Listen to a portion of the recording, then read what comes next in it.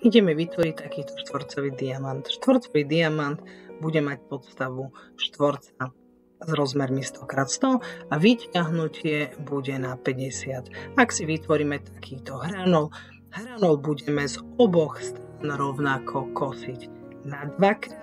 Prvé skosenie bude pod 45 stupňovým uhlom alebo výškou 20, druhé bude pod 22,5 stupňovým skosením alebo pod výškou 7.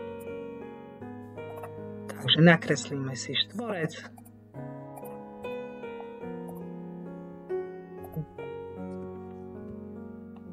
S rozmermi 100x100. Dáme close. Vyťahneme na výšku 50